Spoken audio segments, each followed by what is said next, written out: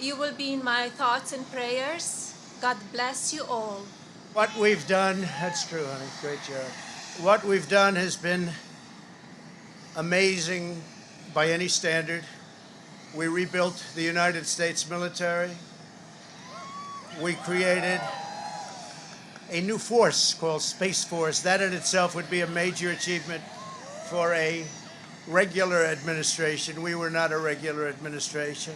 And so our vets are happy, our people are happy, our military is thrilled. We also got tax cuts, the largest tax cut and reform in the history of our country by far. And now the stock market is actually substantially higher than it was at its higher point prior to the pandemic. So it's really, you could say we built it twice. And you're going to see incredible numbers start coming in if everything is sort of left alone. Be careful. We have the greatest country in the world. We have the greatest economy in the world. And as bad as the pandemic was, we were hit so hard, just like the entire world was hit so hard. Places that thought they got away with it didn't get away with it. They're suffering right now. We did something that is really considered a medical miracle. They're calling it a miracle, and that was the vaccine. We got the vaccine developed in 9 months instead of 9 years or 5 years or 10 years or a long time. It was supposed to take a long time, many, many years to develop a vaccine. We have 2 out. We have another one coming almost immediately, and it really is a great achievement. So you should start to see really good numbers over the next few months. I think you're going to see those numbers really skyrocket downward. And we had a lot of obstacles, and we went through the obstacles, and we just got 75 million votes, and that's a record in the history of sitting presidents. That's an all-time record by a lot, by many millions. In the history of sitting presidents, it's been really just an honor.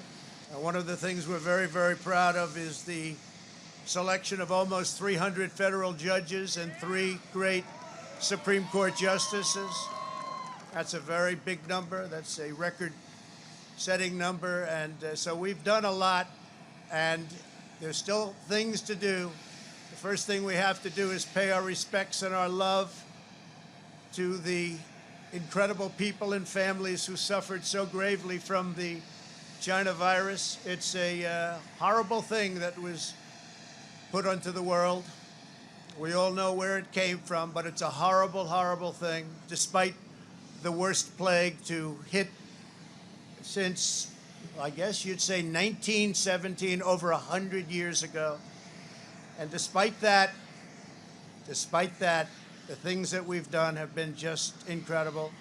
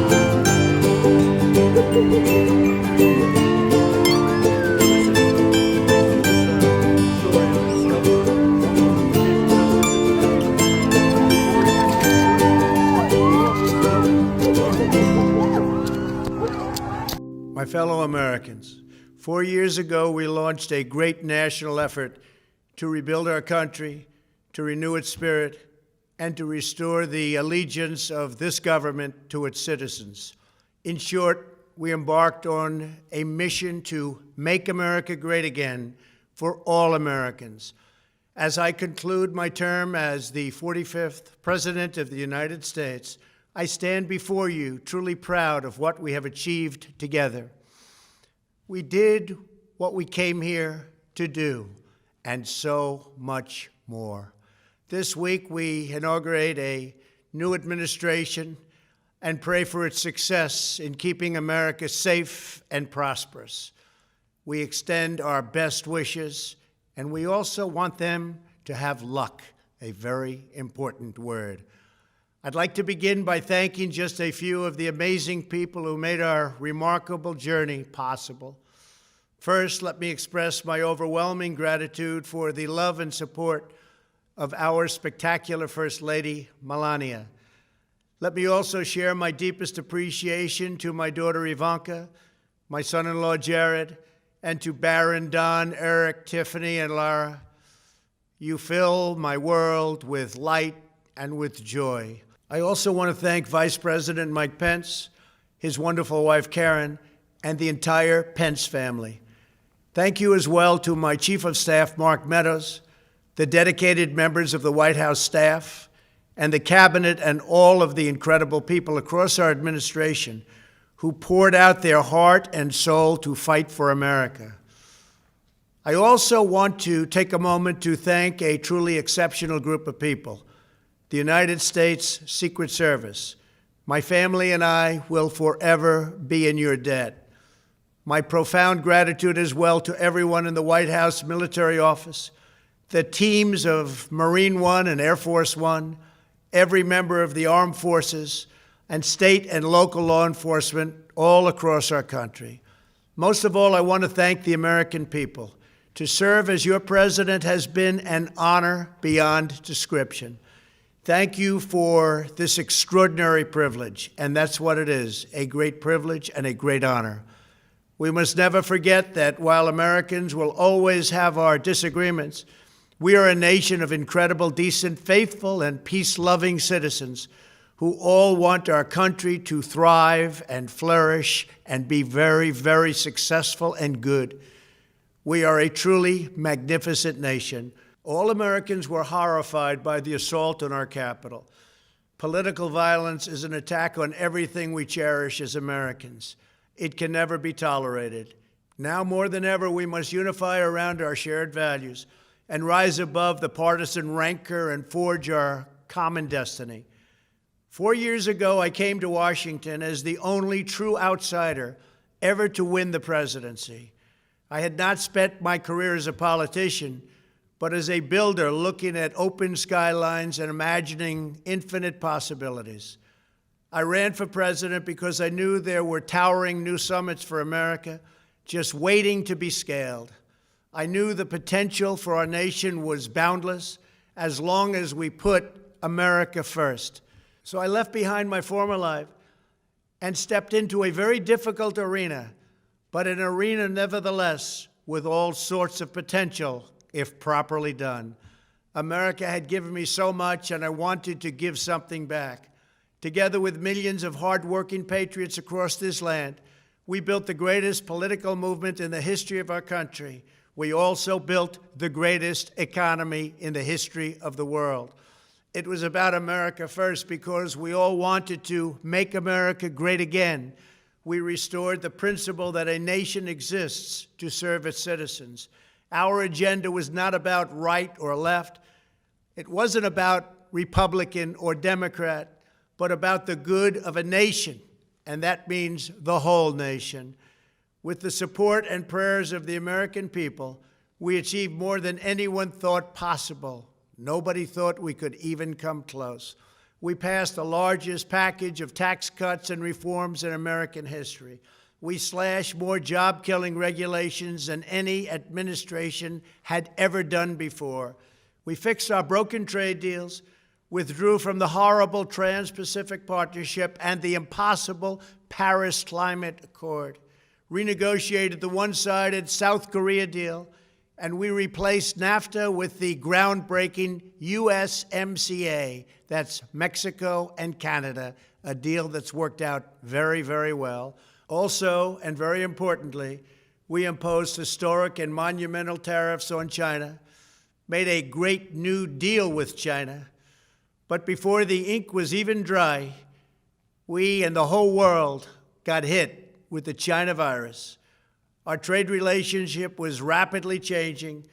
Billions and billions of dollars were pouring into the U.S., but the virus forced us to go in a different direction. The whole world suffered, but America outperformed other countries economically because of our incredible economy and the economy that we built. Without the foundations and footings, it wouldn't have worked out this way. We wouldn't have some of the best numbers we've ever had. We also unlocked our energy resources and became the world's #1 producer of oil and natural gas, by far. Powered by these policies, we built the greatest economy in the history of the world. We reignited America's job creation and achieved record low unemployment for African Americans, Hispanic Americans, Asian Americans, women, almost everyone. Income soared, wages boomed, the American dream was restored, and millions were lifted from poverty in just a few short years. It was a miracle. The stock market set one record after another, with 148 stock market highs during this short period of time, and boosted the retirements and pensions of hardworking citizens all across our nation.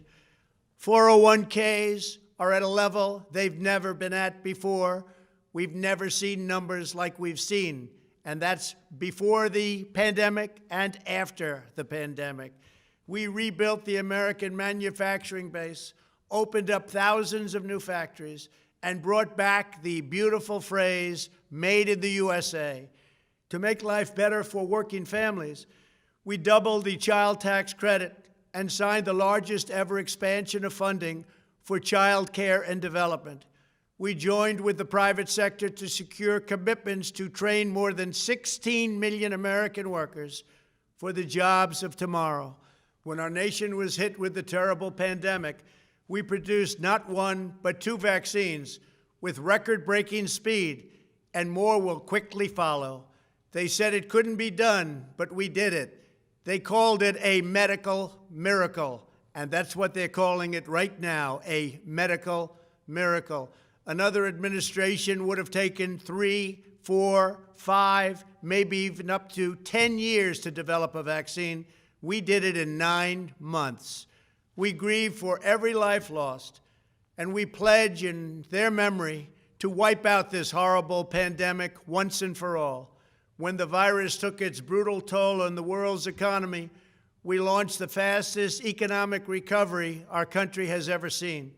We passed nearly $4 trillion in economic relief, saved or supported over 50 million jobs, and slashed the unemployment rate in half. These are numbers that our country has never seen before. We created choice and transparency in healthcare, stood up to Big Pharma in so many ways, but especially in our effort to get favored nations clauses added, which will give us the lowest prescription drug prices anywhere in the world. We passed VA choice, VA accountability, right to try, and landmark criminal justice reform.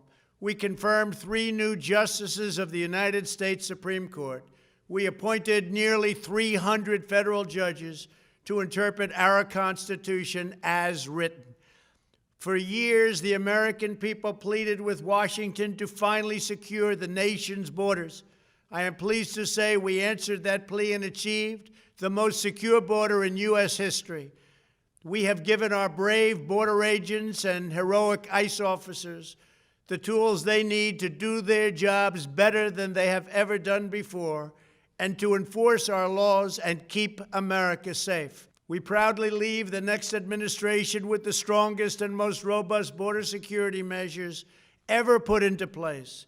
This includes historic agreements with Mexico, Guatemala, Honduras, and El Salvador, along with more than 450 miles of powerful new wall. We restored American strength at home and American leadership abroad. The world respects us again. Please don't lose that respect. We reclaimed our sovereignty by standing up for America at the United Nations and withdrawing from the one-sided global deals that never served our interest. And NATO countries are now paying hundreds of billions of dollars more than when I arrived just a few years ago. It was very unfair. We were paying the cost for the world. Now the world is helping us. And perhaps most importantly of all, with nearly $3 trillion, we fully rebuilt the American military, all made in the USA. We launched the first new branch of the United States Armed Forces in 75 years, the Space Force. And last spring, I stood at Kennedy Space Center in Florida and watched as American astronauts returned to space on American rockets for the first time in many, many years. We revitalized our alliances and rallied the nations of the world to stand up to China like never before. We obliterated the ISIS caliphate and ended the wretched life of its founder and leader, al-Baghdadi. We stood up to the oppressive Iranian regime and killed the world's top terrorist, Iranian butcher Qasem Soleimani. We recognized Jerusalem as the capital of Israel and recognized Israeli sovereignty over the Golan Heights. As a result of our bold diplomacy and principled realism, we achieved a series of historic peace deals in the Middle East. Nobody believed it could happen. The Abraham Accords opened the doors to a future of peace and harmony, not violence and bloodshed. It is the dawn of a new Middle East, and we are bringing our soldiers home. I am especially proud to be the first president in decades who has started no new wars. Above all, we have reasserted the sacred idea that in America, the government answers to the people. Our guiding light, our North Star, our unwavering conviction has been that we are here to serve the noble, everyday citizens of America. Our allegiance is not to the special interests, corporations, or global entities. It's to our children, our citizens, and to our nation itself. As president, my top priority, my constant concern, has always been the best interests of American workers and American families. I did not seek the easiest course. By far, it was actually the most difficult. I did not seek the path that would get the least criticism. I took on the tough battles, the hardest fights, the most difficult choices, because that's what you elected me to do. Your needs were my first and last unyielding focus. This, I hope, will be our greatest legacy. Together, we put the American people back in charge of our country. We restored self-government. We restored the idea that in America, no one is forgotten because everyone matters and everyone has a voice. We fought for the principle that every citizen is entitled to equal dignity, equal treatment, and equal rights because we are all made equal by God. Everyone is entitled to be treated with respect, to have their voice heard, and to have their government listen. You are loyal to your country, and my administration was always loyal to you. We worked to build a country in which every citizen could find a great job and support their wonderful families. We fought for the communities where every American could be safe and schools where every child could learn. We promoted a culture where our laws would be upheld, our heroes honored, our history preserved, and law-abiding citizens are never taken for granted. Americans should take tremendous satisfaction in all that we have achieved together. It's incredible. Now, as I leave the White House, I have been reflecting on the dangers that threaten the priceless inheritance we all share. As the world's most powerful nation, America faces constant threats and challenges from abroad. But the greatest danger we face is a loss of confidence in ourselves, a loss of confidence in our national greatness. A nation is only as strong as its spirit. We are only as dynamic as our pride. We are only as vibrant as the faith that beats in the hearts of our people. No nation can long thrive that loses faith in its own values, history, and heroes, for these are the very sources of our unity and our vitality. What has always allowed America to prevail and triumph over the great challenges of the past has been an unyielding and unashamed conviction in the nobility of our country and its unique purpose in history. We must never lose this conviction. We must never forsake our belief in America. The key to national greatness lies in sustaining and instilling our shared national identity. That means focusing on what we have in common, the heritage that we all share. At the center of this heritage is also a robust belief in free expression, free speech, and open debate. Only if we forget who we are and how we got here could we ever allow political censorship and blacklisting to take place in America. It's not even thinkable. Shutting down free and open debate violates our core values and most enduring traditions. In America, we don't insist on absolute conformity or enforce rigid orthodoxies and punitive speech codes. We just don't do that. America is not a timid nation of tame souls who need to be sheltered and protected from those with whom we disagree. That's not who we are. It will never be who we are. For nearly 250 years, in the face of every challenge, Americans have always summoned our unmatched courage, confidence, and fierce independence. These are the miraculous traits that once led millions of everyday citizens to set out across a wild continent and carve out a new life in the Great West. It was the same profound love of our God-given freedom that willed our soldiers into battle and our astronauts into space. As I think back on the past 4 years, one image rises in my mind above all others. Whenever I traveled all along the motorcade route, there were thousands and thousands of people. They came out with their families so that they could stand as we passed and proudly wave our great American flag. It never failed to deeply move me. I knew that they did not just come out to show their support of me. They came out to show me their support and love for our country. This is a republic of proud citizens who are united by our common conviction that America is the greatest nation in all of history. We are and must always be a land of hope, of light, and of glory to all the world. This is the precious inheritance that we must safeguard at every single turn. For the past 4 years, I have worked to do just that.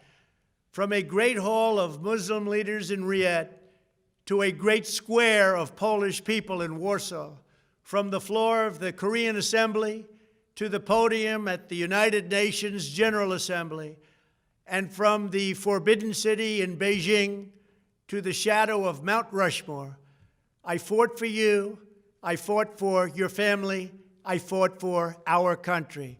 Above all, I fought for America and all it stands for, and that is safe, strong, proud, and free.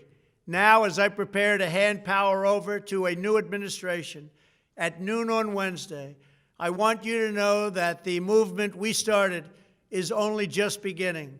There's never been anything like it.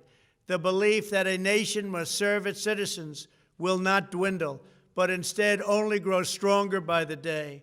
As long as the American people hold in their hearts deep and devoted love of country, then there is nothing that this nation cannot achieve. Our communities will flourish, our people will be prosperous, our traditions will be cherished, our faith will be strong, and our future will be brighter than ever before. I go from this majestic place with a loyal and joyful heart, an optimistic spirit, and a supreme confidence that for our country and for our children, the best is yet to come. Thank you and farewell. God bless you. God bless the United States of America.